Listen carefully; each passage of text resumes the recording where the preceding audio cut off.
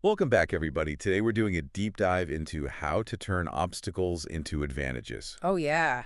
We've got excerpts from a book dedicated to this concept, along with some historical anecdotes about figures like Ulysses S. Grant, Thomas Edison, and even Barack Obama.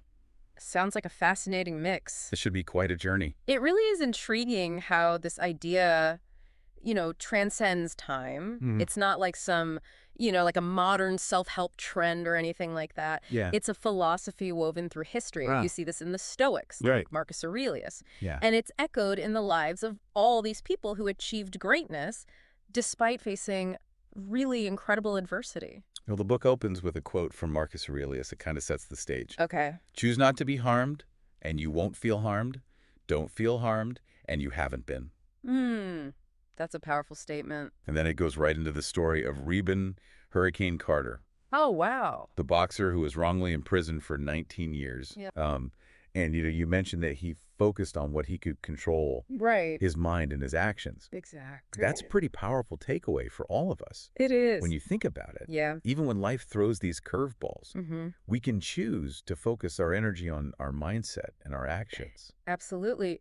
Carter's story just shows how, perception really shapes reality. Yeah. He didn't let his circumstances define him.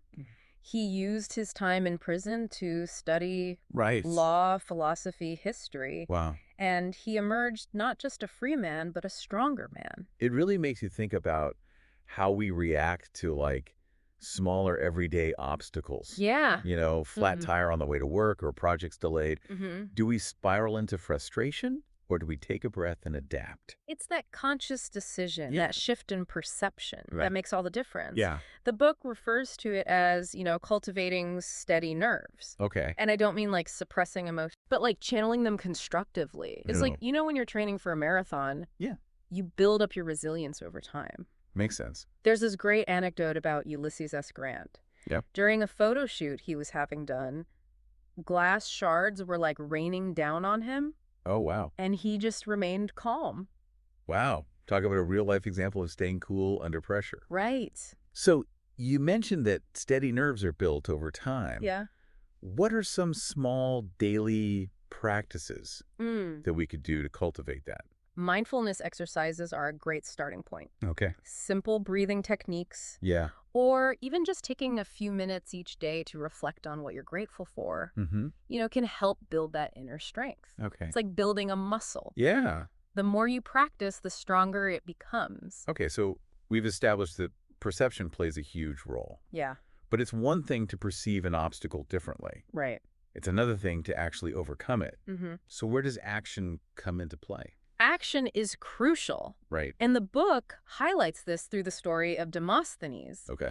He was this Athenian orator who overcame a really severe speech impediment. Oh, wow. He practiced relentlessly. I mean, like filling his mouth with pebbles, Yeah. rehearsing speeches while running uphill. Really? He even shaved his head to avoid distractions. Oh, my goodness. His struggles became the fuel that drove him to greatness. That's a pretty extreme level of dedication. It is. It reminds me of the saying, What's that? where there's a will, there's a way. Absolutely. But how do we move past procrastination Yeah, that's the tough part. and actually take action? I know I'm guilty of that sometimes. Well, the key is to focus on the process. Okay. It's like a Coach Nick Saban's approach to football, Okay. which the book discusses. Saban, he's one of the most successful college football coaches of all time. Wow. And he emphasizes breaking down those large goals into smaller, manageable steps. He focuses on the present moment, the immediate task at hand, Okay. rather than getting lost in the big picture. So instead of being overwhelmed by the enormity of a goal, we should focus on the smaller, actionable steps. Exactly. It's about doing the work, step by step, day by day. Yeah. This really resonates with me. I Absolutely. used to get so overwhelmed when I would start a new writing project. Okay. But now I break it down into these smaller tasks, Makes sense. like outlining or research before I even start writing. Exactly. It's about creating a roadmap. Yeah. And then consistently taking action. Mm-hmm. It's not just about any action, though. It's Right. about the right kind of action. I'm really intrigued by this idea of indirect action. Okay. Can you elaborate on that a little? Let's look at Samuel Zemurray, Okay. the banana man. Right. He built this fruit empire by outmaneuvering his much larger competitor, United Fruit. Okay. And when both companies were vying for this same piece of land with this disputed ownership, United Fruit, they got tangled in legal battles. Oh. Zemery, he just bought the land twice. You what? Yeah. Oh, wow. He paid off both claimants. So he found a creative workaround. Right. He didn't let the obstacle dictate his actions. Exactly. But isn't there a risk in bending the rules like that? Of course. Like, when does pragmatism cross the line into unethical behavior? That's a valid concern. Yeah. And it's a line we always need to be mindful of. Yeah. It's not about advocating for dishonesty. Right. It's about emphasizing the importance of creative problem solving, but within ethical boundaries. Yeah. There's a difference between finding a clever solution Right? and compromising your integrity. That makes a lot of sense. Yeah. So we've talked about perception, action, and finding creative solutions. Right. What else does the book highlight in this journey of turning obstacles upside down? Well, this might surprise you. Okay. It dives into this concept of finding the opportunity within the obstacle itself. Oh, I like where this is going. Yeah. Tell me more. Think back to World War II Okay. and the German Blitzkrieg. Right? At first, the Allied forces saw it as this, like, insurmountable threat. Right? But General Eisenhower, Yeah. he saw it as a chance to lure the enemy into a trap, Oh, using their strength against them. So it's not just about weathering the storm. No. It's about using the storm to your advantage. Exactly. That's incredible. And that's exactly what happened at the Battle of the Bulge. Oh, wow. What started as a German offensive Yeah. became this decisive Allied victory. So they didn't just avoid being overwhelmed. Right. They flipped their perception and saw potential where others just saw problems. Exactly. But how do we apply that in everyday life? Well, it's a shift in perspective. Yes, sir. Instead of viewing setbacks as failures, Right. see them as opportunities to learn, adapt, and come back stronger. Like Thomas Edison and his pursuit of the light bulb. Perfect example. It took him thousands of attempts Thousands. to find the right filament. Right. But it's more than just persistence, though, right? It is. It's about embracing a process of iteration. It is. Which makes me think if Edison were around today, he'd probably be a Silicon Valley entrepreneur. Absolutely. Yeah. He embodies that minimum viable product approach Right. that all the startups use today. Put something out there, get feedback, and refine it. Exactly. Edison's light bulb is a great example of that. It is. So in a way, we're all like startups. Oh, it's like that. Constantly iterating and adapting to the challenges we face. We are. It's exciting and a little daunting at the same time. It is. But imagine the possibilities if we all embraced that startup of one mentality. We'd be unstoppable. This is already so insightful. Is it? I can't wait to hear what else we uncover as we continue this deep dive. You're in for a treat. All right, everybody, we're going to take a quick break. We'll be back soon with more. See you in a bit. All right, we're back and ready to continue exploring this idea of turning obstacles upside down. Before the break, we were talking about Thomas Edison and his iterative approach to invention. Right. It really highlights persistence and adaptability. And it connects really well to another example in the book. Okay. Ulysses S. Grant's siege of Vicksburg. Oh, yeah, during the Civil War. Exactly. He faced so many setbacks, He did. but never gave up. Never gave up. Grant just kept trying different strategies until he found one that worked, That's right.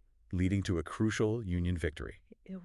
It's amazing. It is. It's a testament to the power of not giving up, even when things seem impossible. It's true. Persistence pays off. It does. And it's not just blind persistence, though. Okay. It's about learning from each setback, Right. adapting your approach, and trying again. It goes back to that idea of seeing ourselves as startups, Yeah. always iterating and refining. Absolutely.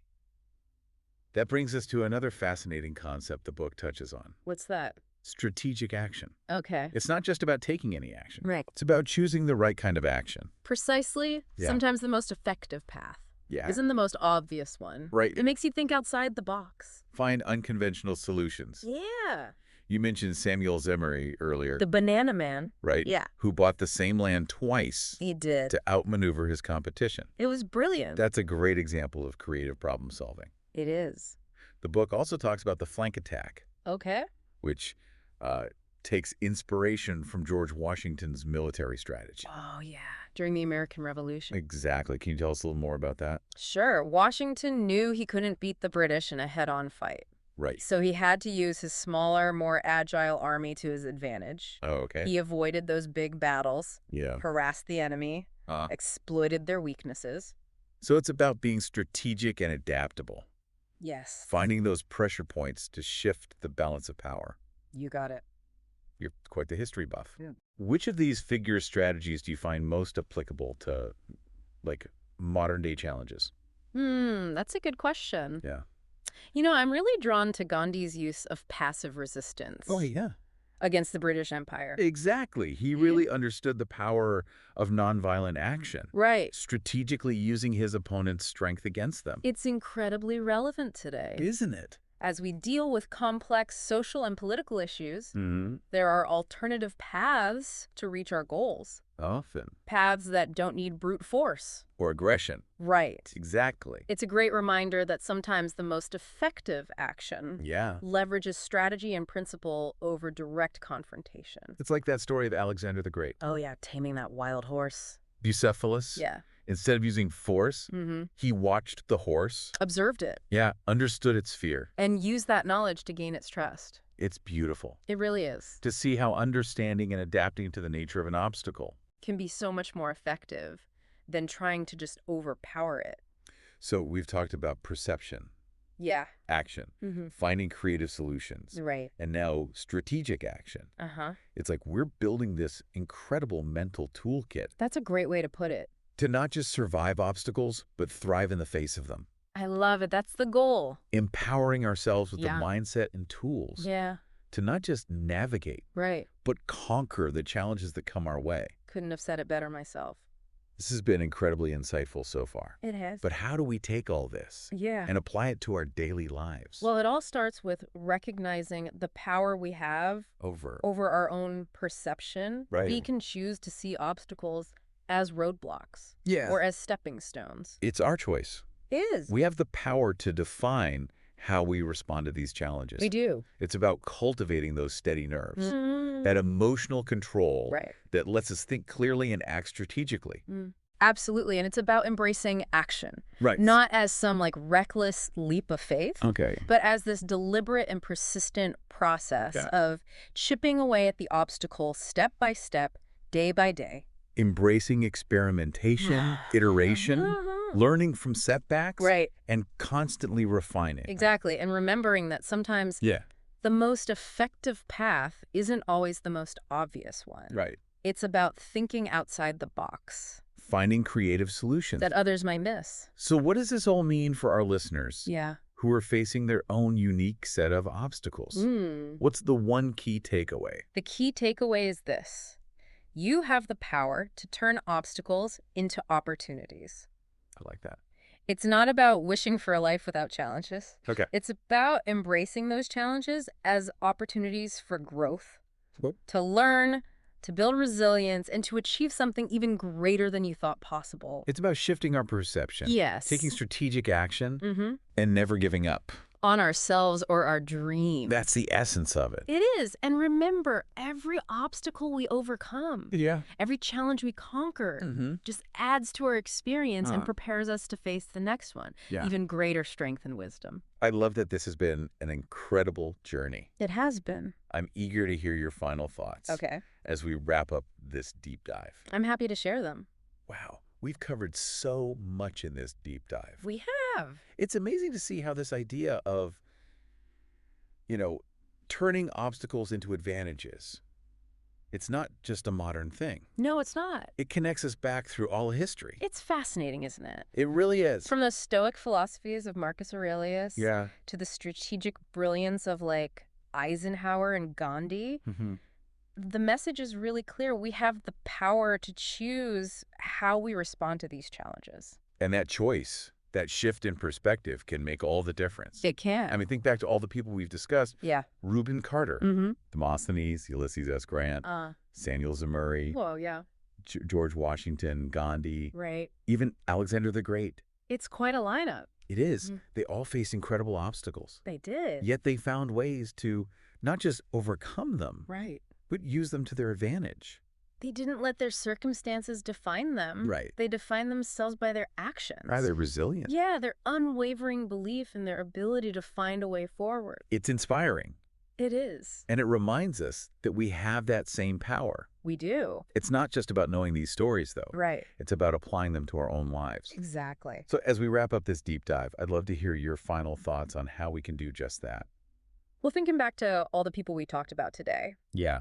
what quality or action stands out to you Hmm. as something you can apply in your own life? It's such a great question for our listeners to think about. Isn't it? We've explored the power of perception, Mm-hmm. the importance of action, the art of finding creative solutions, the need for strategic thinking. Absolutely. But it all comes down to this. Okay. We have the power to choose how we respond to the obstacles we face. We can choose to be defined by our challenges. Right. Or we can choose to be defined by how we overcome them. And that choice, Yeah. that commitment to turning obstacles upside down, It's powerful. that's what can truly lead to extraordinary results. It is. So as you go about your day, your week, your life, remember the stories we talked about today. Yeah. Remember the people who faced adversity with courage, creativity, and resilience. Those are the keys. And remember, What's that? you have the power to do the same. I love it. Keep diving deep, everybody.